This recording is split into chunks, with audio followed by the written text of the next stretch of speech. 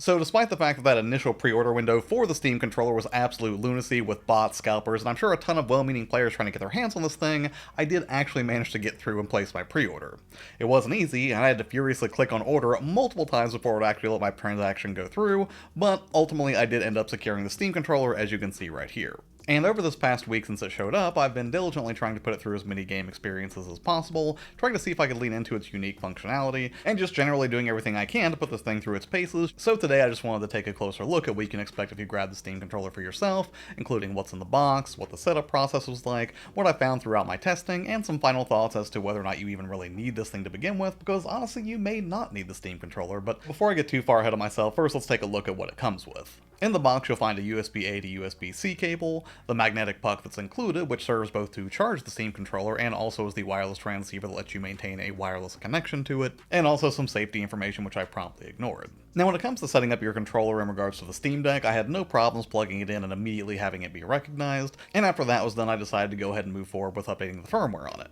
And I did run into a weird hiccup with that, and that's partially my fault, because initially I didn't use the included cable to plug this into the Steam Deck, rather I used one that was already hooked up to the 8-bit Do controller that I typically use with the Steam Deck, just to see if it would work. And for reasons that aren't entirely clear to me, it did not work with the Anker cable, but as soon as I used the included USB cable, it worked just fine, and I was able to update the firmware without issue in just a few minutes. But then after I'd updated the firmware, I had no issues just plugging that same Anker cable back into the puck, and it worked just fine. And after I got through that part of the process and actually got some hands-on time with the controller, the first thing that I noticed was the texture of it. It's not too smooth, it's not too grippy, rather it is just a Goldilocks middle ground that feels just right. Also, I did notice that the triggers and bumpers seem to have a slightly more glossy finish than the Steam Deck, or maybe it's just my imagination, and the amount of travel on the triggers in particular feels really good with that flared design. And the other thing that really stuck out to me about this controller is just how weird it feels compared to other controllers. I think the best analog that I could make to it is that if most controllers feel like they're 16:9, this thing feels like it's 4:3 because I'm just not used to having all of this space here totally occupied, although I don't know how else they would do it to make sure they could also include the touchpads here. And the other part is this feels like a controller that's made to pilot a mech or something because there's just so much going on. Honestly, one of the first things that it reminded me of was the first time I ever played, I think it was a PS2 game where it prompted me to hit R3 and I was like, where is R3 on the controller?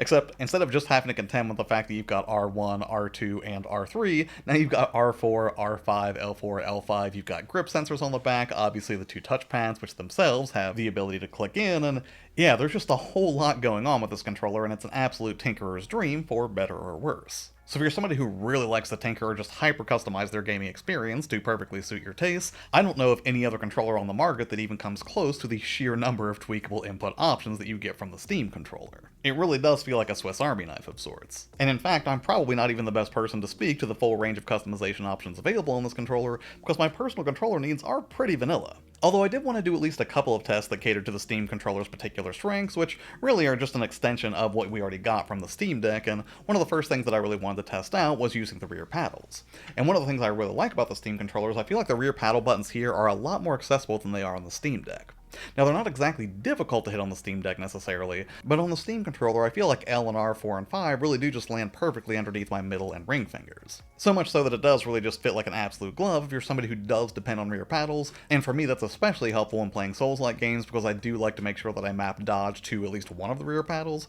so that I can keep both of my thumbs on the sticks for camera control and movement. However, even though the rear paddles are more accessible to the touch here, that might be a detriment for you. I did notice that I was more prone to accidental presses of these buttons, which isn't a huge deal as long as you have them disabled within the interface, but if you're somebody who leans on them often, you might find yourself hitting them more accidentally, or at least I did. So depending on how heavily you actually lean on this functionality, it might be a bit of a knock against the Steam controller. And the next thing that I wanted to test out was grip sense, which does allow you to sort of dynamically engage certain functions, depending on the level of grip strength that you have here on the right or the left. And it worked great with no issues to speak of, except for the fact that it is a little bit confusing when you go into the interface to customize your controller because, again, with this many buttons there is a whole lot going on, and admittedly it can be kind of confusing hopping through a range of nested menus just to make sure you've enabled the correct one to make sure gyro will operate effectively. Something else I was curious about was how the D-pad would perform, and it's got that same glossy finish that you would expect from the Steam Deck, and after hopping into Emulation Station to play some older games that were a little bit better suited to D-pad control, I found that for the most part it was very smooth and responsive, if not a little bit stiff stiffer than what I'm used to.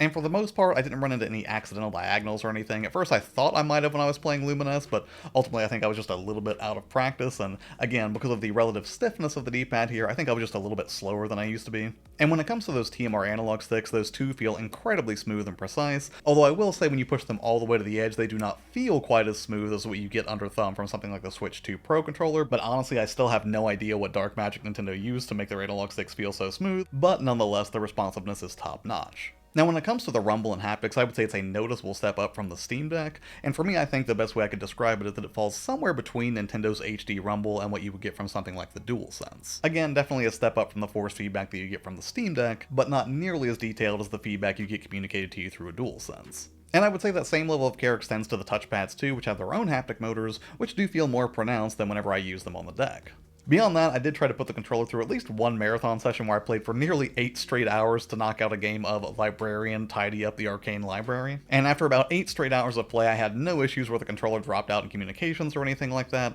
and certainly no problems with the battery power, which I believe is rated at 30 to 35 hours, and I definitely believe it. And anytime I was done playing, I had no problem just dropping this back onto its magnetic puck, and I didn't have to do anything special to make sure it was positioned correctly, it just auto-snaps to where it should be each time.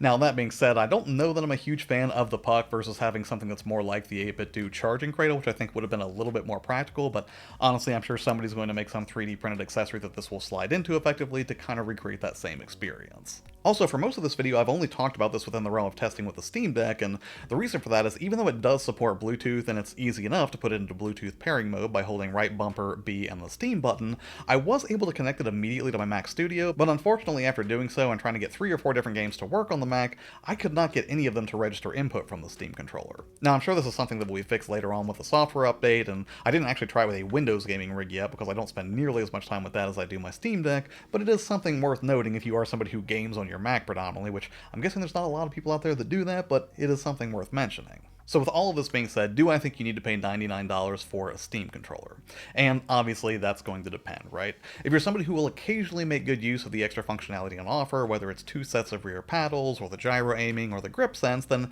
yeah, it might be worth it to you if just occasionally you have a game like a Souls-like, which, you know, for me, games like Sekiro absolutely demand rear paddles, then yeah, I could see it being a pretty good value. But if you are, dare I say, a more basic player like I am, who comes from the world of console gaming, and you largely prefer the 4 face buttons, 4 triggers, 2 analog sticks, and a D-pad vanilla standard, then no, you probably don't need the Steam controller, and you will have just as good of an experience with something like an 8BitDo controller, an Xbox controller you've got knocking around, or a PlayStation controller, or anything else that you've already grown accustomed to that will already connect to your PC or the forthcoming Steam machine. But if you are somebody who appreciates maximum flexibility, and you already take full advantage of the entire range of what the Steam Deck has to offer for its controls, then I think the Steam controller is pretty much going to be a no-brainer for you. Especially if you're somebody who's just excited to have the perfect controller to go with the Steam machine whenever it comes out, or if you just dock up your Steam Deck a lot now and just wish you could perfectly mirror its controls whenever it is in docked mode. Because it basically is a Steam Deck just with the added bonus of grip sense. So yeah, overall I have to say I really dig the controller so far. It's certainly feature-rich and unquestionably the most customizable controller I've ever owned,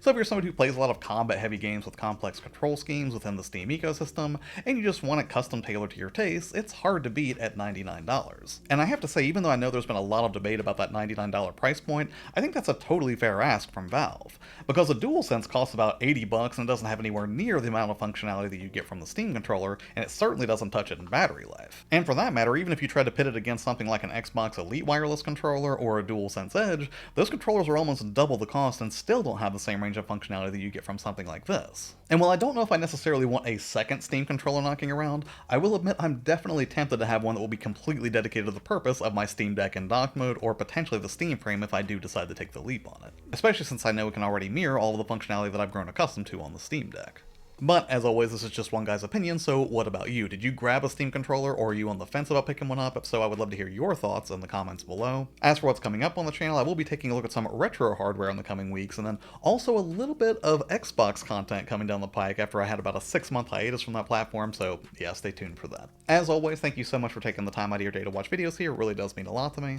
Take care, and I will see you on the next one.